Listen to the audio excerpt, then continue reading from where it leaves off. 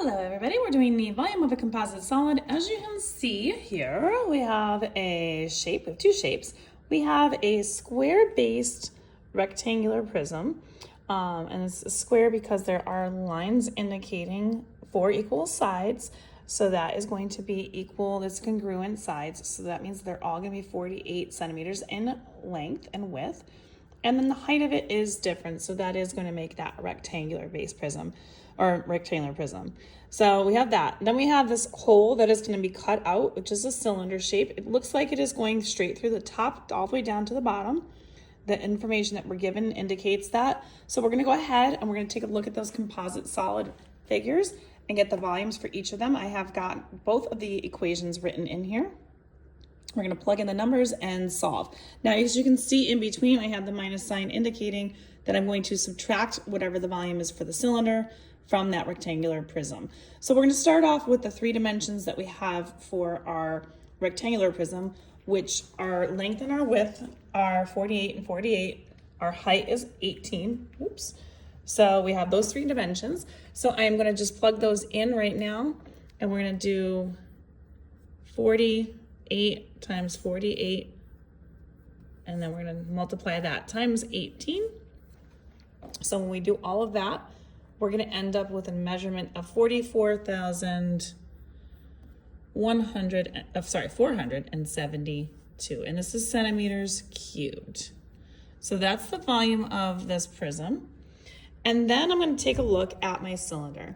So we know some information here. We know that the diameter of this is 9 because that's the distance across the entire object. So our radius is half of that, which is 4.5, and this is in centimeters. Now, again, we are going to assume, based off of the information that we have, this is being cut from the top to the bottom with a hole drilled in it.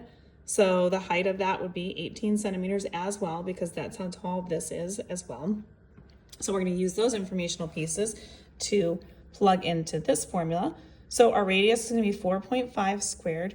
And again, when you're on a calculator, try to do order of operations first. So you might need to do this individually. What I usually will do is do 4.5, square it, get my answer, then multiply it times the height on this, which is 18. Then get that answer, and then I usually do the times pi. Now, because we are doing this, we're not going to do an approximate and an exact, although we could.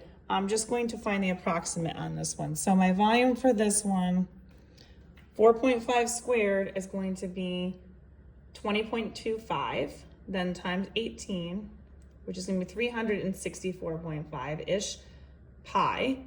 And then we're going to round that off when I multiply it times pi, and I get a total of 1,145-ish 0.1 centimeters cubed.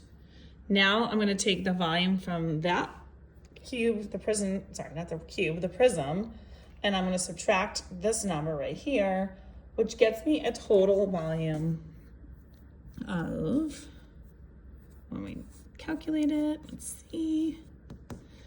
I am going to end up with 40,326.9. And this is centimeters cubed. And that is going to be my total answer for this question. If you want more questions like these, find them on my YouTube, Instagram, and TikTok at U1Algebra. All these things are going to be located in the volume playlist of my page. And don't forget to share, like, follow it for more, save it for later, and we'll see you soon.